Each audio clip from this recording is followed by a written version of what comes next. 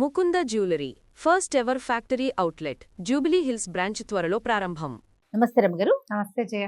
రమగారు, మనం విక్రమార్కుడి కథలు చెప్పుకుంటూ ఉన్నాము. మరి విక్రమార్కుడు పలకన్ పడతి కోసం తను బయలుదేరాడు 7 ప్రాకారాలు దాటటానికి. ఎలా దాటాడు, ఎలా సాధించాడు? పెదరాజు పెద్దమ్మ దగ్గరికి వెళ్ళారు కదా. ఆవిడ ఎందుకు నాయనా ఈ పిల్లతోటి, మీకు హాయిగా మీ డబ్బులు ఉన్నాయి, వ్యాపారం చేసుకోండి, శుభ్రమైన పిల్లల్ని చూసి పెళ్లి చేసుకోండి అనేసరికల్లా విక్రమార్కుడు అన్నాడు, అట్లా ఇట్లా అవ్వా, ఎవరో ఒకళ్ళు సాహసం చేయాలి కదా అంటే, అది కాదు నాయన, వీళ్ళు ఎంతమందినో అవమానించి కోట్ల కొద్ది ధనాన్ని దాచిపెట్టుకున్నారు.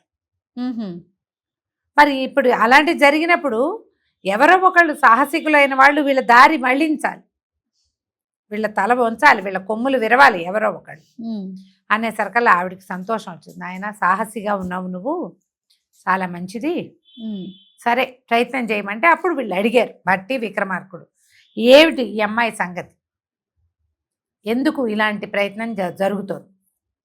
ఈ పాటలీపుత్రపు రాజుగారి కూతురు ఈ అమ్మాయి, ఎన్నో నోములు నోచాక పుట్టింది, పరమ సౌందర్యవతి. రాజు మరణించాడు, తల్లికి ఎవరికి పడితే వాళ్ళకి తన పిల్లని ఇవ్వకూడదని ఏదో అత్యద్భుతమైన వాడు ఎవడికో ఇవ్వాలని ఆమె కోరిక.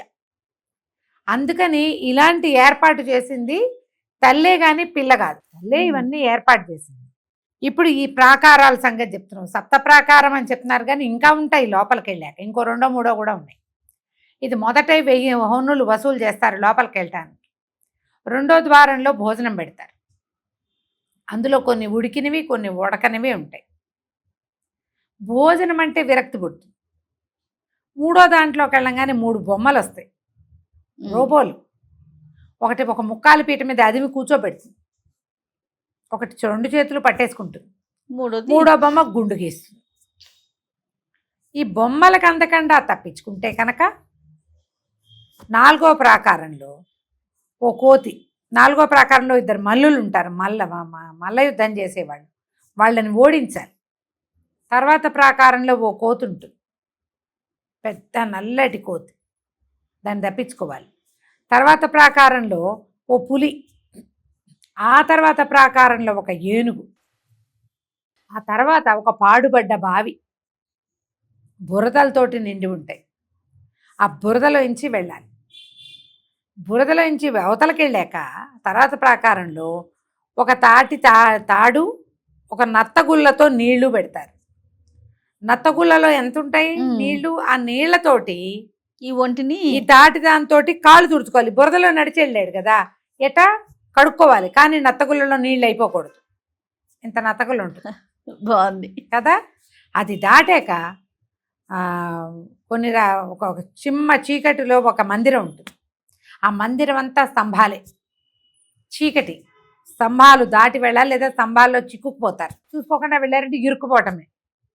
అది దాటాక ఒక పంచలోహపు మంచం ఉంటుంది. మంచం మీద తల ఏవైపో కాళ్ళు ఏవైపో తెలీదు, కొంత చీకటిగా కూడా ఉంటుంది. జాగ్రత్తగా కూర్చోవాలి. కూర్చున్నాక కొన్ని బొమ్మలు వస్తాయి, మళ్ళీ కొంతమంది చెలికత్తలు వస్తారు. ఒకటి సలసలగాగే నూనె నెత్తి మీద పోస్తుంది, ఒకటి ఏదో చేస్తుంది.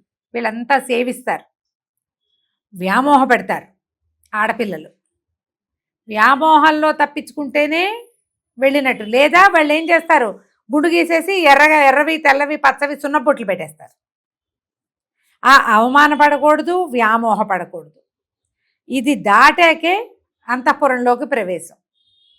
అక్కడ పెళ్లి కూతురు ఉంటుంది. ఈ అమ్మాయి పలకని పడతిగా చెప్పబడుతున్నటువంటి పాటలీపుత్రపు రాజకుమార్తె, భామాపురి నగర రాజకుమార్తె.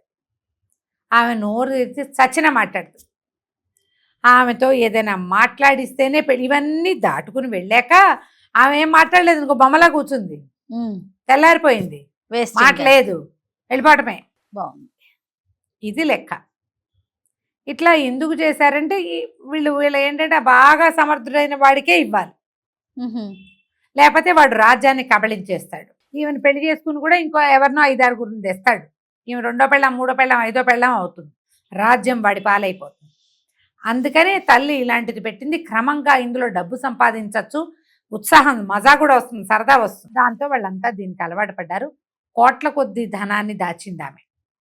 ఎవడో ఒకడు వస్తాడు రాజకుమార్తెని పెళ్లి చేసుకోవాలని. వచ్చిన వాడికి వచ్చినట్టు శృంగభంగం చేసి పంపిస్తారు. అసలు ఇన్ని ప్రాకారాలు దాటి ఆ అమ్మాయిని మాట్లాడించడానికి వెళ్ళిన వాడు ఇప్పటిదాకా లేడు. ఇది కథ.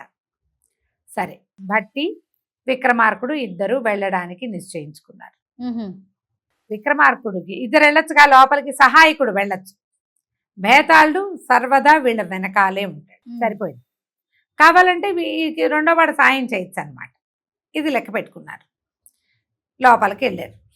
మొదటి ప్రాకారంలో 1000 హొన్నులు చెల్లించారు. రెండో ప్రాకారంలో పెద్ద విస్తరేసి బోల్డ్ పదార్థాలు వడ్డించారు. చాలా జాగ్రత్తగా చూసి, వీళ్ళు తెలివి కలిగిన వాళ్ళు కదా, ఉడకనివన్నీ భట్టి మూట కట్టేశాడు. ఉడికింది మాత్రమే తిన్నాడు. ఉడకంది తింటే తిక్క పుడుతుంది కడుపులో. అవును, బ్రెయిన్ పని చేయదు. కేవలం ఆ పదార్థం తిన్నాడు. ఆ ఖాళీ అయిపోయింది. ఈ రెండో దాంట్లో ఈయనకి భోజనం వడ్డించడానికి ఇద్దరున్నారు. ఈ భట్టి ఏం చేశాడు, ఆ ఇద్దరిలో ఒకడిని తనతో పాటు పక్కకి తీసుకెళ్ళాడు, ఒక మాట మాట్లాడించడానికి. మీ ఊళ్ళో అవేవో దొరుకుతాయా ఇలాంటివేవో అడగటానికి. రాజుగారు భోజనం చేస్తూ ఉండగా సైగ చేశాడు, ఆయన్ని కూడా తీసుకురా. మూడో దాంట్లోకి ప్రవేశించారు. ప్రవేశించంగానే లోపలికి వెళ్ళేసరికల్లా ఏమవుతుంది, 3 బొమ్మలు వస్తాయని చెప్పారుగా. అవును. ఈ భట్టి తన పక్కన ఉన్నాడుగా కర్ణం గారు, ఈ పని చేయడానికి సహాయకుడు. ఆ సహాయకుడు ఒక్క తోపు దోశాడు ఆ మూడో ప్రాకారంలో. తోసేసరికి లోపల నుంచి వచ్చిన బొమ్మలు లోపలికి వచ్చిన మనిషిని పట్టేసుకుంటాయి. టక్కిన ఆ గుమాస్తాన్ని పట్టుకుని ఒకటేమో ముక్కాలు వీటి మీద కూర్చోబెట్టింది, రెండోది అదిం పెట్టింది, మూడోది గుడ్డు గీసేసి మూడో ప్రాకారం దాటేశారు. వీళ్ళకి పని లేదు, వెళ్ళిపోయారు. 4వ ప్రాకారం తలుపు తట్టబడింది.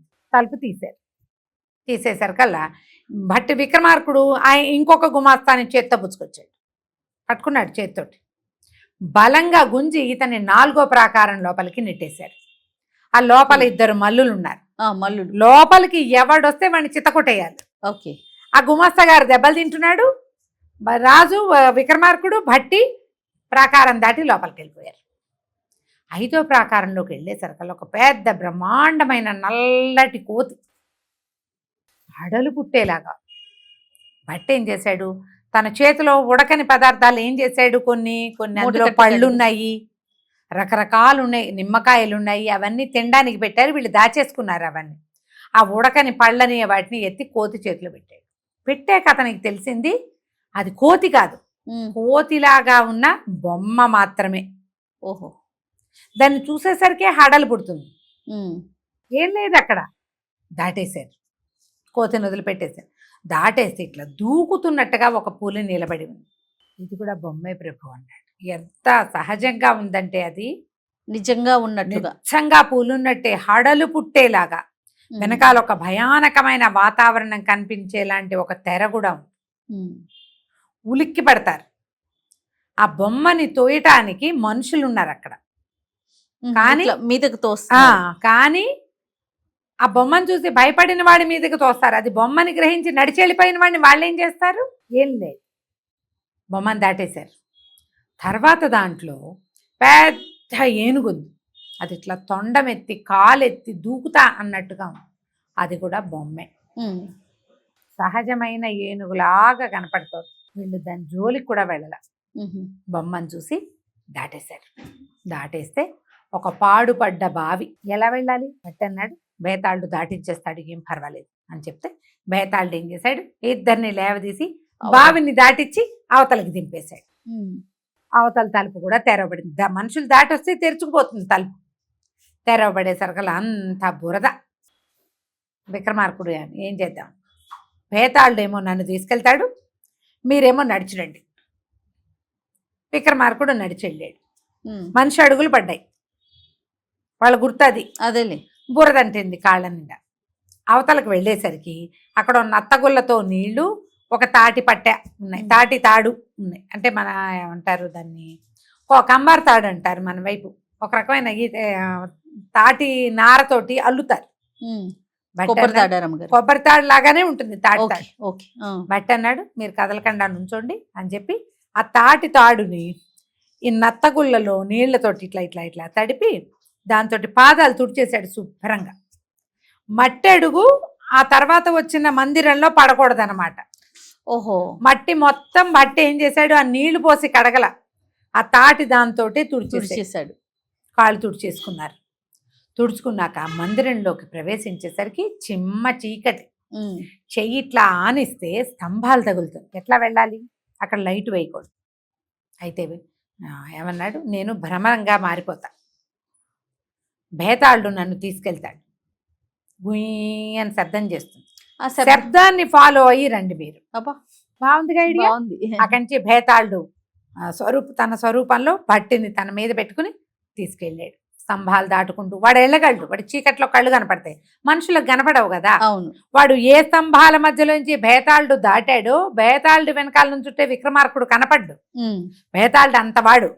అతడు పడితే విక్రమార్కుడు సహజంగా పట్టేస్తాడు. దారి ఎట్లా కనపడుతుంది? ఈ భట్టి గుయ్యి సౌండ్ చేస్తాడు. ఆ గుయ్యి సౌండ్ని, తుమ్మెద జంకారాన్ని ఫాలో అవుతూ ఈ మండపం మొత్తాన్ని దాటేసి వెళ్ళిపోయారు. మండపం దాటేశారు. దాటేశాక ఒక పెద్ద మందిరం లాగా ఉంది, మంచం ఉంది అక్కడ. భట్టి అన్నాడు, మన నిమ్మకాయలు ఉన్నాయని నిమ్మకాయలని మంచం మీద పోసాడు. పోసేసరికల్లా నిమ్మకాయ ఇట్లా పడేసరికల్లా అది కొంచెం దొర్లుతుంది కదా, పల్లం ఏ వైపు ఉందో అటు దొర్లుకుంటూ పోయినాయి. అవి మొత్తం నిమ్మకాయలన్నీ ఓ మూలగా వచ్చినాయి వెళ్ళి. అయితే అన్నాడు, ప్రభు ఇదేమో కాళ్ళ వైపు, మీరు తల వైపు కూర్చోండి అనగానే విక్రమార్కుడు పోయి తల వైపు కూర్చున్నాడు. కూర్చునేసరికల్లా చాలా మంది ఆడపిల్లలు చూస్తే వీళ్ళు అక్కడ పడుకుని కనపడుతున్నారు. వాళ్ళంతా వచ్చి వీళ్ళని వ్యామోహ పెడతారు. వాళ్ళకి రోజువారీ పనేం లేదు, ఇదంతా బోధించబడింది. కానీ రోజు చేయటల్లా ఎవడో ఇక్కడ దాకా వచ్చిన వాడేడి? అదే కదా. మొదటి 3వ దాంట్లోనే వెనక్కి వెళ్ళిపోతున్నారు, లేదా 4వ దాంట్లో మల్లురు సావచిత కొట్టి పంపేస్తారు. ఒక్కడు కూడా కోతిని చూడలా, పులిని చూడలా, ఏనుగుని చూడలా, బురదలో నడిచిన నాథుడే లేడు. ఎవరి దారిని వాళ్ళు కూర్చుంటే వీళ్ళేని ఏం చేశాడు, భట్టి అదృశ్య రూపంలో ఉన్నాడు భేతాళుడితో పాటు. వెళ్ళి చకచక జుట్లు ముళ్ళేసేసాడు అమ్మాయిలందరికీ. జడలేసుకుని ఉంటారుగా, జడలు ముడులు. వాళ్ళు లేచి వచ్చి సలసలాగాగే నీళ్లు పోయాలి, ఈయన్ని పట్టుకోవాలి, గుండు గీయాలి, ఎన్ని చేయాలి.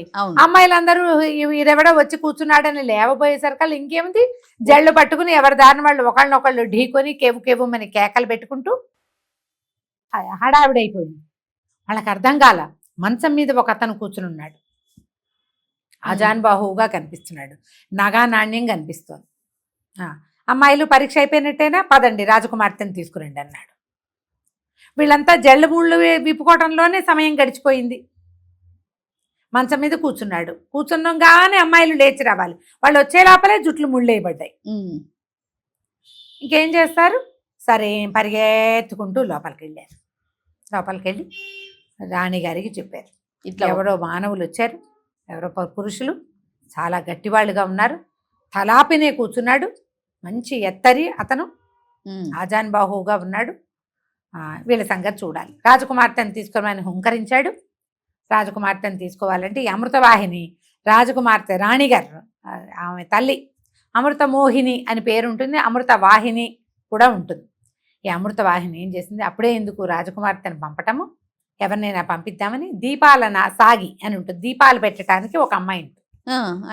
ఈ మండపంలో అందగత్తెలు కానీ వీళ్ళంతా యంగ్స్టర్సే ఉంటారు. దీపం తుడిచి నూనె పోసి ఒత్తులు వెలిగించే సౌందర్యవతి అయిన అమ్మాయిని నువ్వు వెళ్ళవే ఆయనకి ఎదురు అన్నది.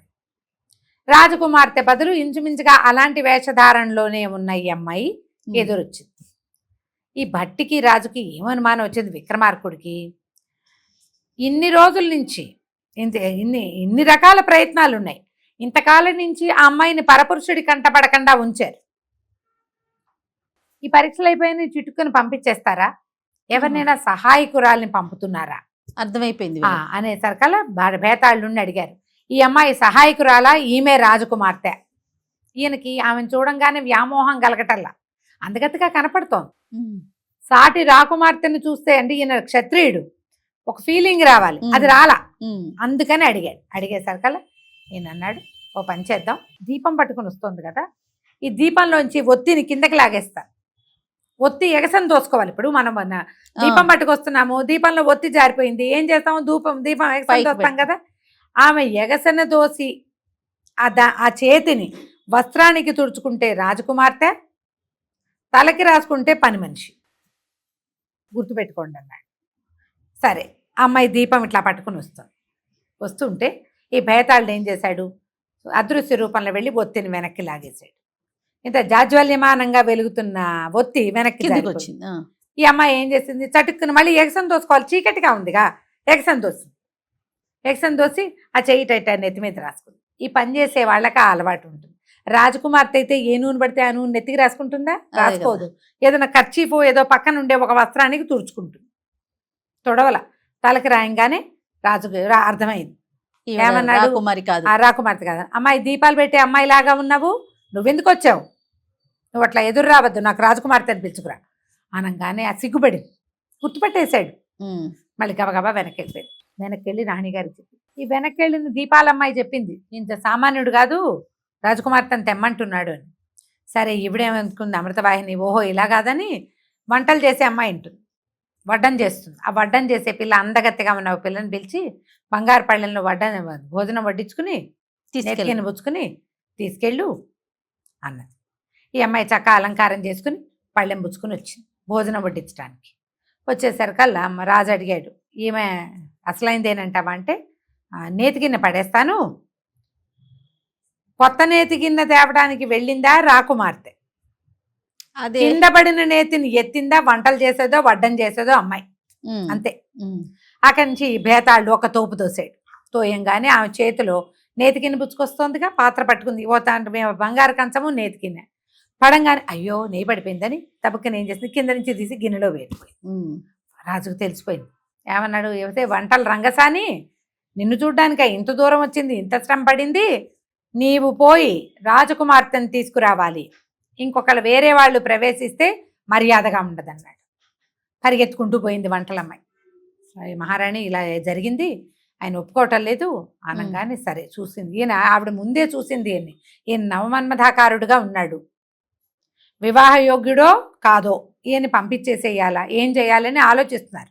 సరే ఇప్పుడు రాజకుమార్తెని బయలుదేరి తీసింది. అమ్మ మాట్లాడించడానికి ప్రయత్నం చేస్తాడు, నువ్వు మాత్రం ఎట్టి పరిస్థితుల్లో మాట్లాడద్దు, నువ్వు మాట్లాడకుండా తెల్లవారిపోయిందా వాళ్ళని మనం తన్ని తగిలేస్తాం, ఈ కథ ఇంకా కొన్నాళ్ళు నడుస్తుందని చెప్పి రాజకుమార్తెని తీసుకొచ్చి ఆయనకి చెప్పాము, కూర్చోబెట్టింది. మహాన్ భావ, నువ్వు చాలా సాహసిగా ఉన్నావు, చాలా పరాక్రమశాలిగా ఉన్నావు, ఇవన్నీ దాటుకొని వచ్చావు, అన్ని పరీక్షలు దాటావు. ఈ మాట్లాడటం రాని అంటే మాట్లాడడం వచ్చు కానీ మాటే మాట్లాడని యువరాణితోటి ముచ్చటగా మాట్లాడిస్తే ఆమె నీ సొంతం అవుతుంది, వివాహం చేస్తాం. నువ్వు మాట్లాడించలేకపోతే తూర్పు తెల్లవారిపోయిందంటే నువ్వు వెనక్కి తిరిగి వెళ్ళవలసిందే అంటే ప్రయత్నం చేస్తానని చెప్పాడు. చెప్పంగానే ఒక చక్కటి పడక మంచం ఏదో వేశారు, అలంకారం చేశారు. ఈయన్ని ఓవైపు కూర్చోబెట్టి మధ్యలో ఒక తెరేసి రాజకుమార్తె, ఈమె రాజకుమార్తె అని తీసుకొచ్చి కూర్చోబెట్టారు.